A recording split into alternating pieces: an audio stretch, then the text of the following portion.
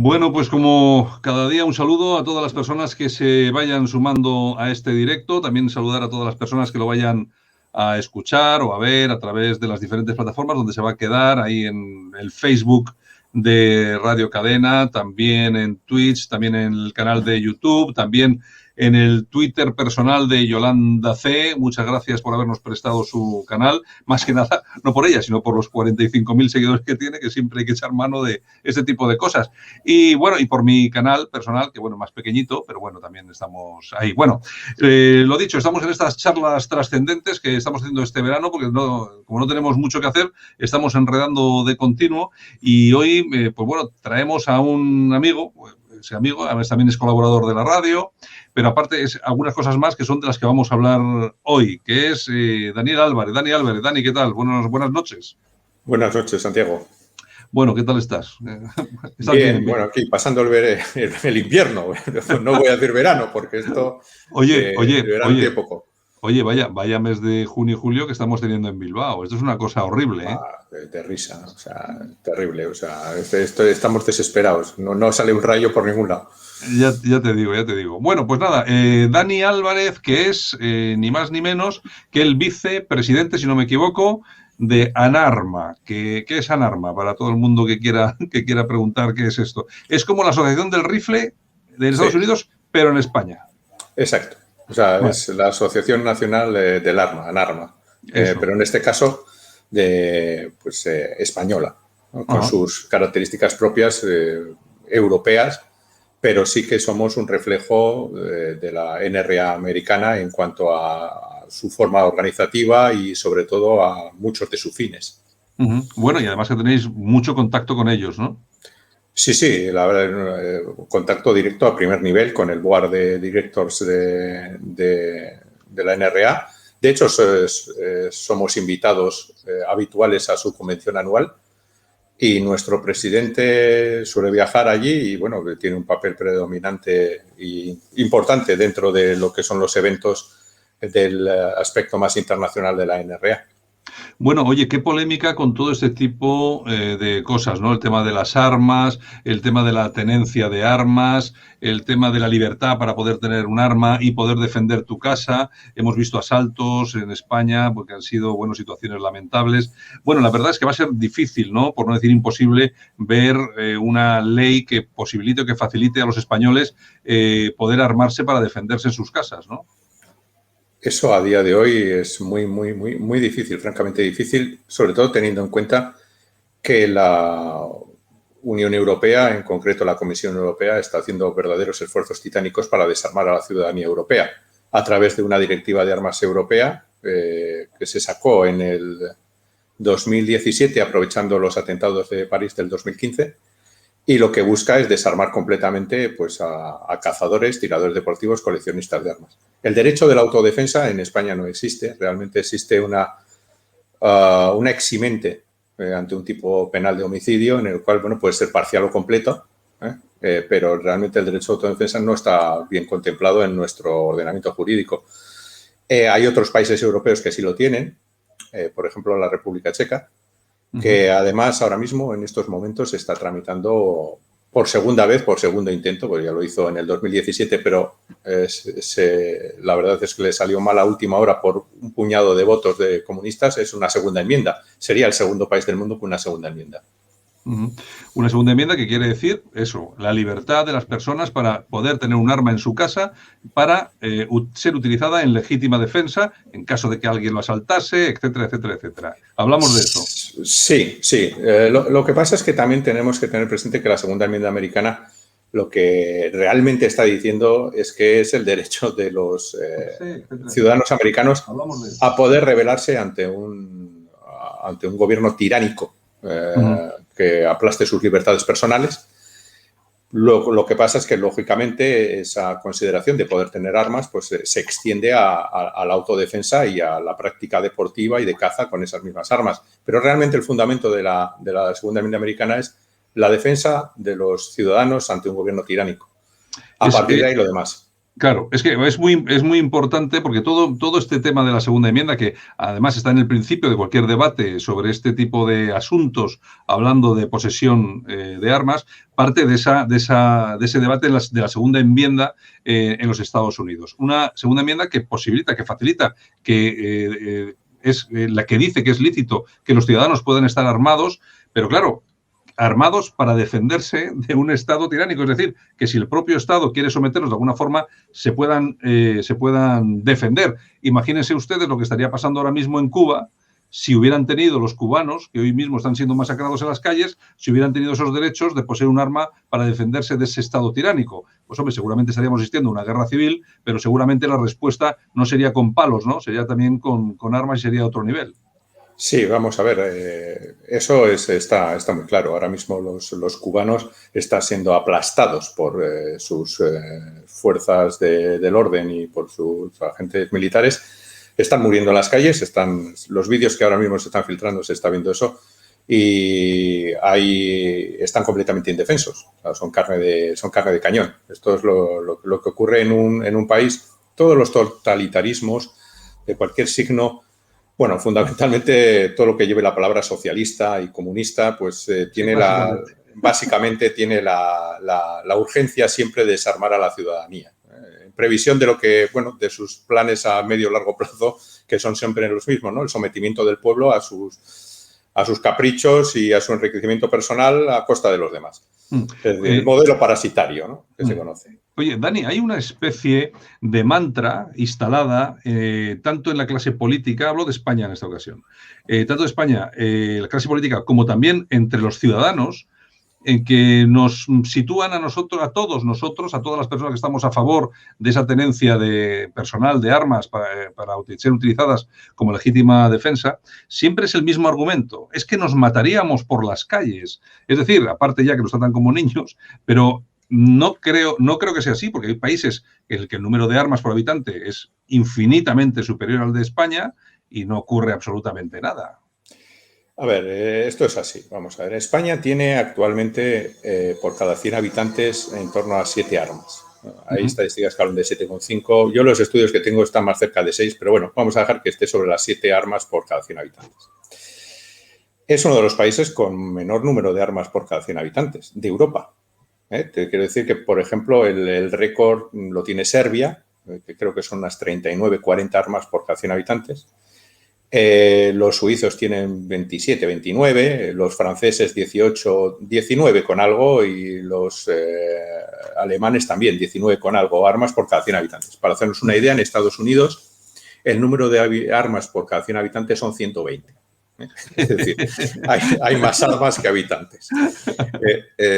Lógicamente, bueno, pues aún así hay que decir que hay muchos estados que tienen gran cantidad de armas. También hay que distinguir un poco, ¿no? Porque tú puedes tener armas con un propósito como es la caza, como es el tiro deportivo, y luego está el tema del porte. En Europa, uno de los países más armados por la calle, es decir, de ciudadanos que van armados en su día a día y que llevan sus armas al trabajo o van con ellas a los restaurantes o se mueven en su vida diaria, es la República Checa. Para una población de 10,7 millones aproximadamente de habitantes, tiene cerca de 300.000 licencias de porte. Es una cantidad importante. Ten en cuenta que en España, licencias de porte para una población de 47 millones, creo que andamos, ¿no? Son 8.000. O sea, es decir, la diferencia es notable para 10 millones con 7, 300.000. ¿Y qué pasa? La República Checa pues tiene los ratios más bajos de criminalidad de toda Europa. Es decir, es una población armada. En términos generales creo que anda sobre los 15, 17 armas por cada 100 habitantes, pero importante, tiene gran cantidad de armas de deporte. O sea, que tú te cruzas con alguien y va armado. Y eso no se traduce en ningún tipo de paranoia, de disparos en las calles, ni historias de estas. Es más, todos esos aspectos normalmente tienen que ver con, esas situaciones tienen que ver con aspectos culturales, económicos y demás. Por ejemplo, en Estados Unidos, que tanto se habla de matanzas y tal, estas están muy concentradas en determinadas ciudades. Estamos hablando de Chicago, que todos los fines de semana, aunque la prensa internacional y nacional progre no lo saque, pues puede haber del orden de 12 a 15 muertos todos los fines de semana. Pero como esos muertos son entre miembros de la raza negra, en zonas muy deprimidas, en guetos auténticos y demás, pues no se da noticia. Además, hay que decir que esos estados demócratas, como también Los Ángeles, Nueva York, tienen las leyes más restrictivas de armas, algunas más restrictivas que en la propia España. Y aún así siguen sucediendo estos temas. Pero a nadie le interesa decir que no funcionan, que esas leyes obviamente no funcionan, que los temas que se producen allí de grandes matanzas muchas veces son muy focalizadas en centros muy concretos y que, bueno, pues como se producen en estados gobernados por los demócratas, pues no interesa en ningún caso que toda esa información salga a la luz. Además, tengo que decir que tenemos que considerar que Estados Unidos, intentar extrapolar lo que sucede en Estados Unidos con un país europeo, pues no tiene mucho sentido, porque estamos hablando casi de un continente. Cada estado, que tiene un tamaño, pues el estado de Texas es varias veces España, viene a ser un país con sus propias leyes de armas y demás, aunque la segunda enmienda planea sobre todos ellos, porque es un tema federal, cada estado tiene capacidad normativa de legislación sobre esas armas. Es decir, no pueden prohibir las armas a todo el mundo, pero sí pueden decir qué armas pueden llevar. Por ejemplo, en Chicago las armas cortas a la población civil están prohibidas. Y los rifles tipo AR-15, los populares rifles que salen en todas las películas norteamericanas, pues están prohibidos también. Solo dejan rifles con estética de caza y demás, y las armas cortas, que como te digo, están prohibidas. Entonces, habría mucho que hablar y mucho que discutir, porque cada estado dentro de Estados Unidos es un mundo y además tiene mucho que ver pues otros condicionantes que no son el número de armas, sino realmente otros aspectos económicos y culturales y de tipo de población. Es decir, porque los grandes crímenes o número de heridos por armas de fuego todos los meses en los diferentes estados, pues se dan en Detroit, se dan en Los Ángeles, se dan en Nueva York, se dan en Atlanta, se dan en Chicago, ciudades gobernadas por demócratas con grandes bolsas de pobreza y gran cantidad de drogas, etcétera, etcétera. Sí, que vamos, es un ambiente muy concreto donde normalmente se produce todo este tipo de cosas. Sí es cierto que alguna vez hay algún asalto a un colegio, alguna cosa de tal, pero bueno, es que vamos a ver, tampoco puedes evitar que siempre te surja un tarao que tiene acceso a un arma, pero si no accede de una forma, también accede de otra. Es que da exactamente igual, porque en España aquí no se produce, pero perfectamente podría hacerse uno con un arma de caza o cualquier cosa. Sí, tenemos siete armas por cada 100 habitantes. Estadísticamente alguna tendría que haber habido. Bueno, ya tuvimos hace muchos años el tema de Puerto Urraco, por ejemplo. ¿Recordáis? ¿No? Sí. Con los hermanos Izquierdo y toda aquella historia de venganza personal y demás. Pues bueno, de vez en cuando, lógicamente, como cualquier otra actividad o cualquier otro elemento, pues es susceptible de que sucedan accidentes o que haya un mal uso o un tema individuo de ellos y que haya individuos que están, pues que tienen graves problemas mentales o que directamente son indeseables, que cometen algún tipo de criminalidad. O sea, la sociedad está montada así. Está claro, hombre. Yo de todas formas, tú fíjate que si tuviésemos permiso para llevar un arma, el que quisiera, para portarla, incluso fíjate lo que te digo, fuera del domicilio, yo creo que no habría prácticamente ni un solo problema. De hecho, aquellos que generan hoy problemas se andarían con mucho cuidado porque sabrían que enfrente igual les saltaba alguien con un arma y bueno, y podría ser justo lo contrario de lo que estaban buscando. Sí. En todo caso, Dani, en el mundo, ¿cuántos países hay como Estados Unidos que den cierta libertad a sus ciudadanos para portar armas libremente en su domicilio e incluso en la calle, para llevar armas por la calle? A ver, la verdad es que eso va por... es muy dispar. En todos los continentes hay países que dan más o menos libertad. En África, por ejemplo, pues lógicamente, donde hay muchos estados fallidos, pues lógicamente ahí hay gran número de armas. Pero no lo podemos tomar... digamos que en estados civilizados... Sí. Bueno, todos somos civilizados, pero bueno. Bueno, algunos más que otros. Digamos sí. En sociedades occidentales civilizadas, lo que entendemos nosotros por el mundo civilizado occidental. El mejor ejemplo, como te he dicho, es República Checa, que es un país que ha dejado tradicionalmente gran libertad de armas. En otros países, hasta hace poco, había gran libertad de armas también. En Alemania, en Francia, en Suiza. En Suiza hay una gran cantidad de armas. Y también no hay... De hecho, fíjate que en Suiza, que tiene muy desarrollado el aspecto bueno, basa su defensa en la milicia. Es decir, los ciudadanos suizos tienen en casa un arma automática. En casa. Es decir, full auto. O sea, un arma que dispara ametrallando. Sí, sí. ¿Cuántas grandes matanzas? Todos los suizos tienen uno. Todos los suizos tienen uno. Todos los suizos tienen un rifle. Un rifle automático. Un rifle automático. Sí, un rifle de guerra, vamos a decir con calidad. De guerra, sí, porque los rifles que se venden a civiles normalmente son semiautomáticos, es decir, cada vez que aprietas el gatillo se produce un disparo. Un rifle full auto, un rifle que ametralla, pues aprietas el gatillo y hasta que se acabe el cargador. Eso en Suiza, y en Suiza yo creo que no escuchamos ningún tipo de problema. Y también ahora recuerdo eso que estás hablando, porque cuando suelo hablar de estas cosas con algún antiarmas, me dice, no, pero eso a mí no me vale, porque nosotros somos latinos. Bueno, sí, como que los latinos parece ser que somos una especie de individuos extraños, de sangre caliente, que nos dejamos llevar por las pasiones. Y por el reggaetón. Bueno, y el reggaetón. Pero es que esto no es así. Mira, un ejemplo palmario sobre este tema es Florida. Florida tenía unas restricciones de armas importantes mientras estuvieron los demócratas gobernando aquel estado. En cuanto ya pasó a ser republicano, pues se liberalizaron notablemente y el tema de la licencia de porte está a la orden del día y todo el mundo o mucha gente va armada. Pues mira, se cumple ese adagio que nosotros solemos comentar siempre, que es que una sociedad armada es una sociedad educada. A partir de la liberación de la licencia de porte, se pensó que en cada cruce o en cada discusión de semáforo iba a haber media docena de muertos.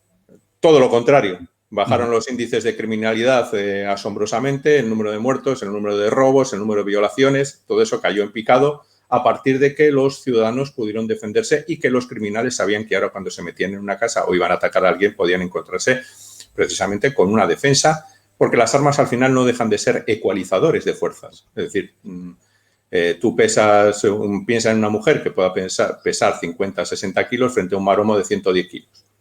El arma es lo que les iguala, es el ecualizador que permite a esa mujer hacer frente a un individuo que le dobla o triplica en peso y que tiene una fuerza muchísimo mayor que ella. Entonces, a partir de ese momento, en el estado de Florida, ya te digo que los índices bajaron notablemente y que las armas no supusieron ningún problema, por mucho latino que anden diciendo algunos por ahí que somos. Ya, bueno, de todas formas, tú fíjate cómo son las cosas. Ahora me refiero a las feministas estas de tercera ola. Oye, deberían de ser las primeras interesadas en que se pudiera tener un arma para defensa personal, porque claro, tú imagínate, algunas de estas manadas que hemos vivido por ahí últimamente, pues igual tampoco no se hubieran producido o se hubieran producido de otra forma, si las personas pudieran ir armadas, porque aquí hay una cosa que está muy clara. Cuando te aparecen 8 tíos y te quieren violar, pues lógicamente tendrás que defenderte con lo que tengas a mano y además con todo el derecho. O sea, imagínate tú cómo descenderían todo este tipo de casos, ¿eh? Sí, la verdad es que, bueno, ten en cuenta que estamos hablando de gente adoctrinada en marxismo cultural, que son terriblemente sectarias. En ningún caso van a estar a favor. A mí me ha hecho gracia porque durante una temporada estuve viendo que algunas de ellas están proponiendo el dotar a las mujeres como arma de defensa de perros amaestrados. Yo, bueno, ¿qué quieres montar un perro de...?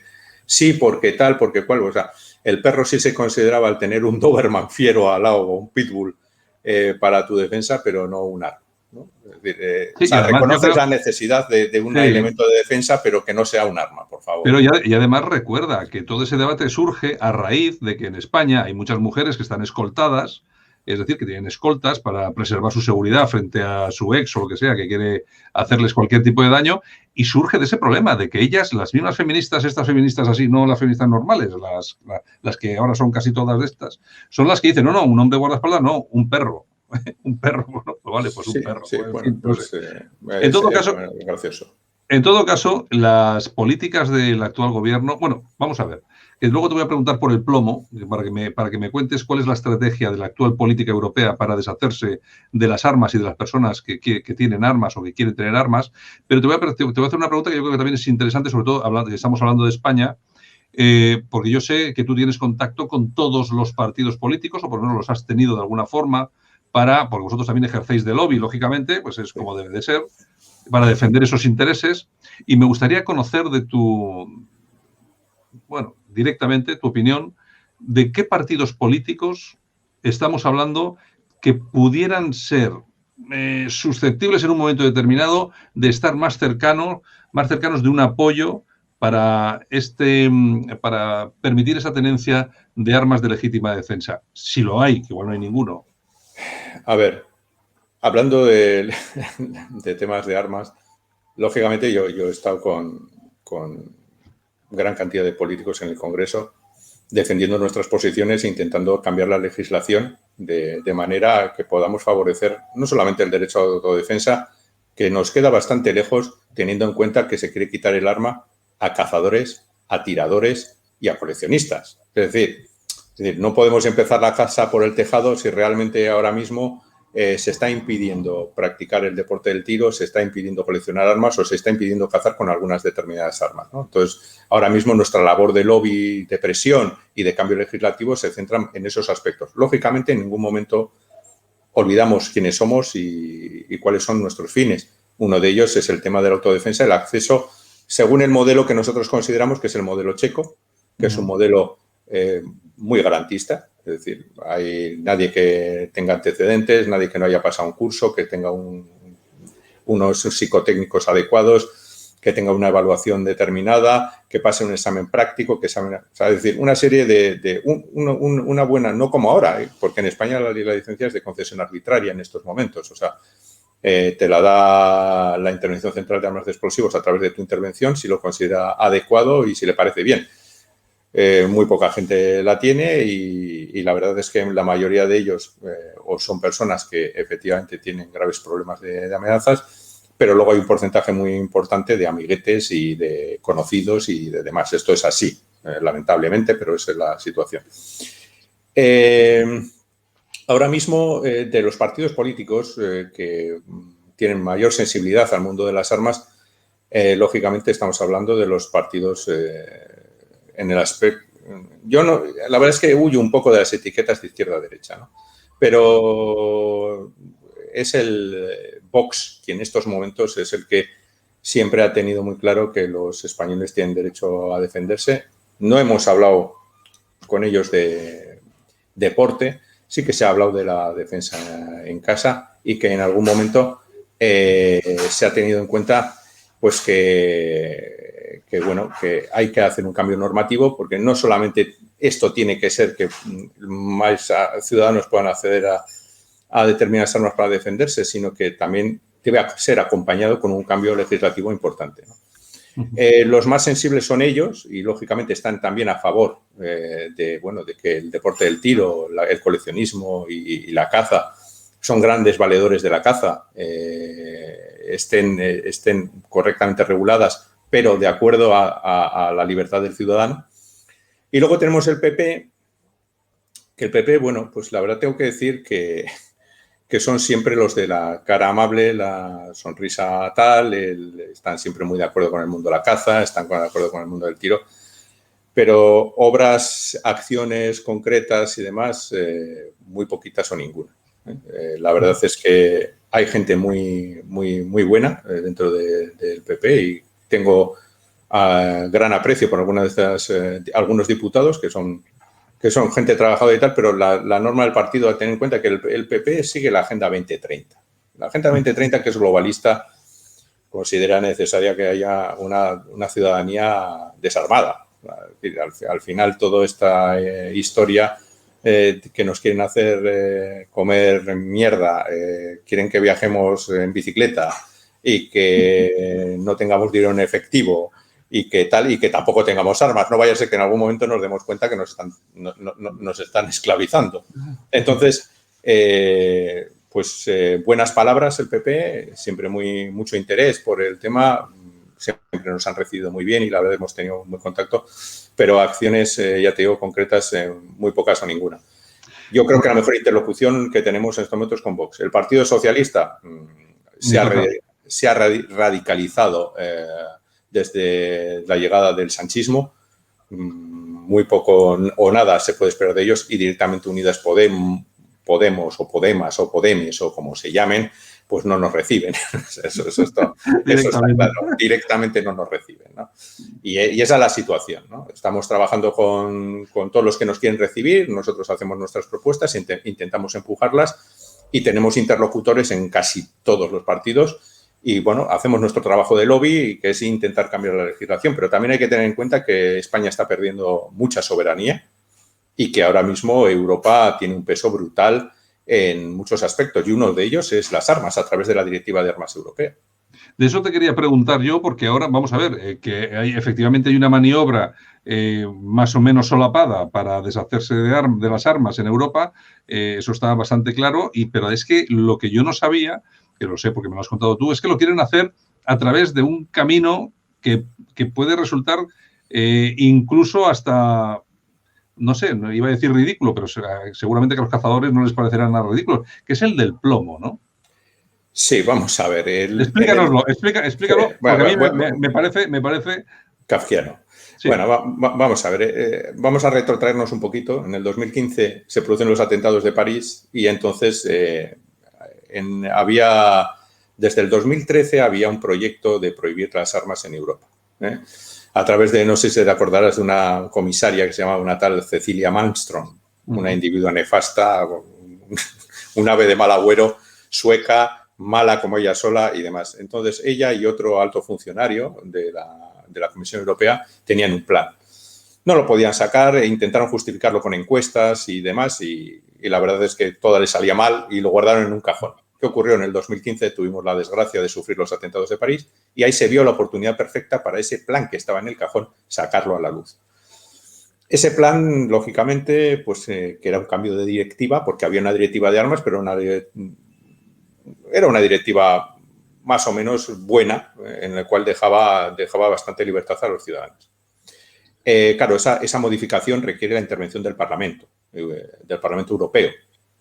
¿Qué ocurrió? Que nosotros, lógicamente, yo me trasladé a Bruselas, viajaba todos los meses, pues 2 veces, a reunirme con eurodiputados nuestros y de otros países. Estuve con italianos, noruegos, finlandeses, suecos y también estuve con funcionarios de la Comisión y demás.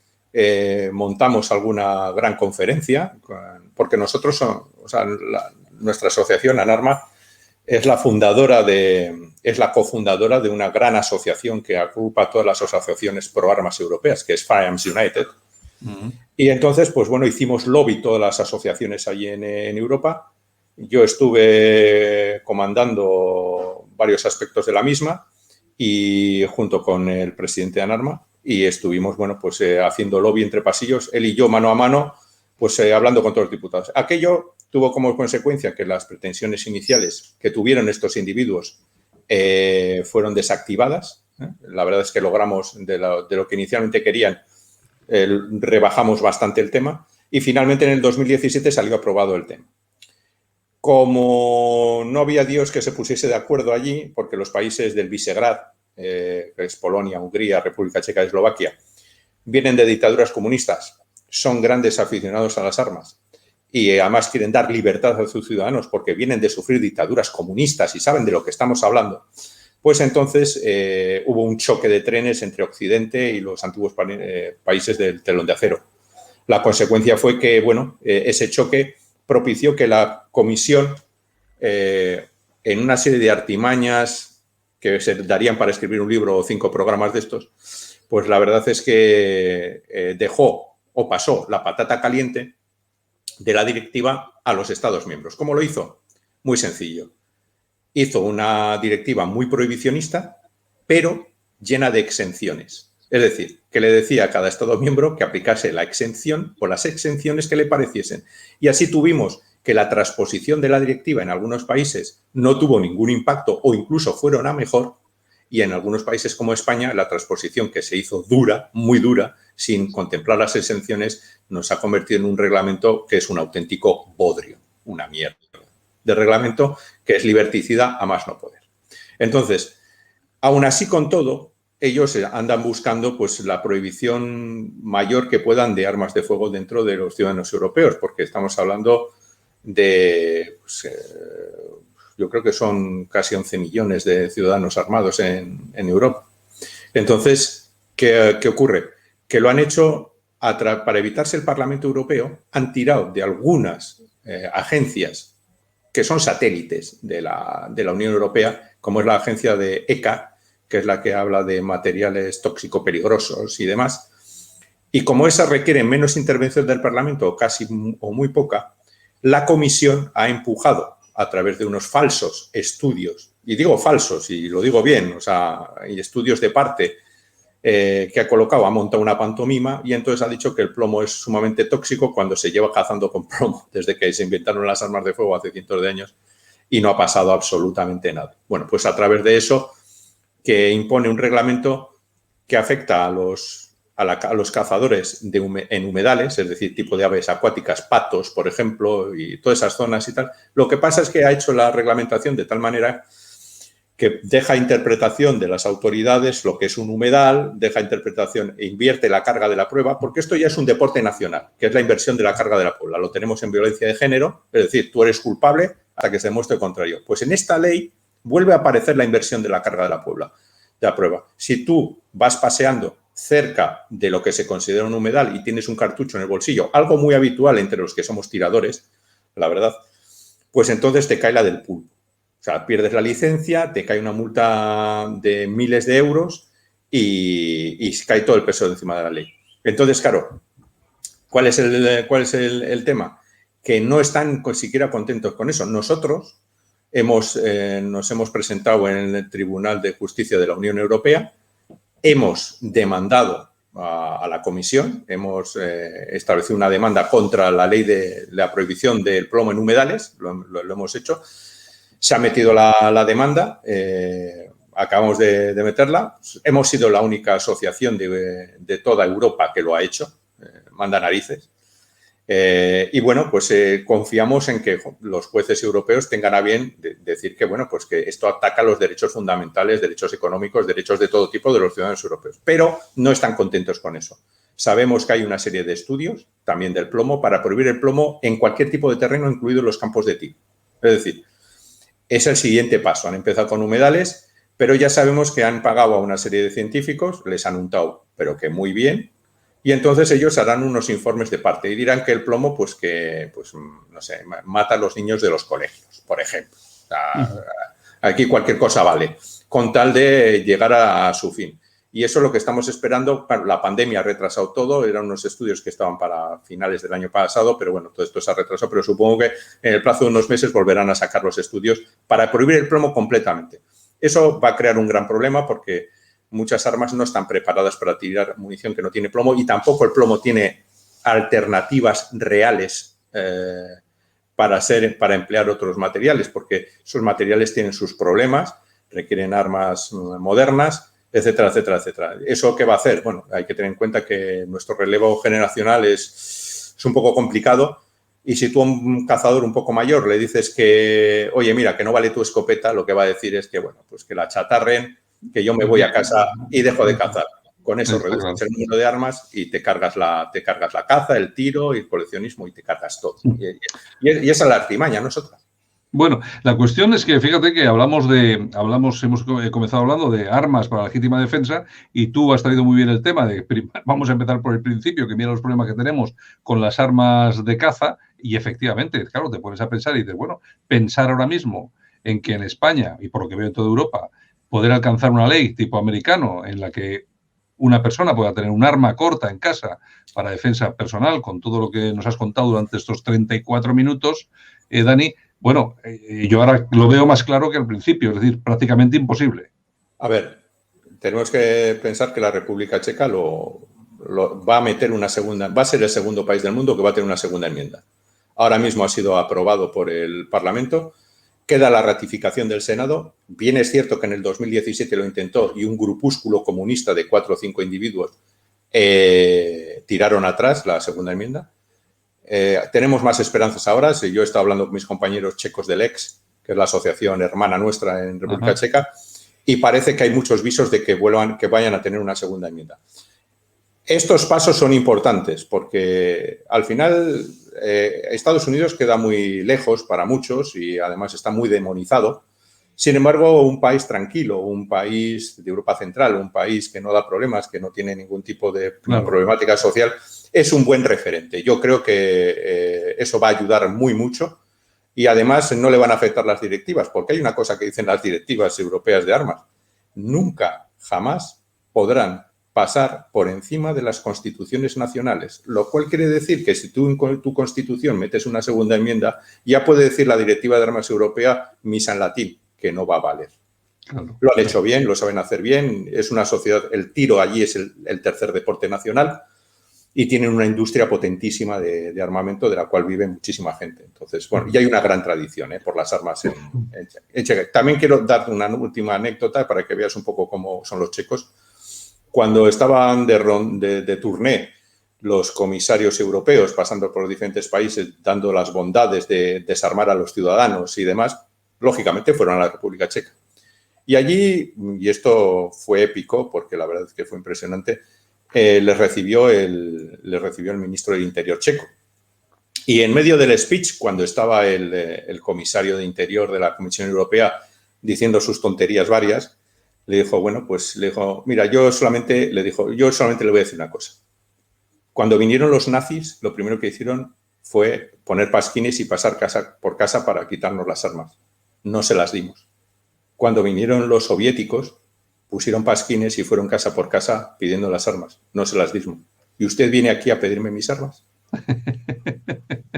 Claro, efectivamente. La cara de gilipollas que se le dejó al comisario no sabía dónde meterse, ¿no?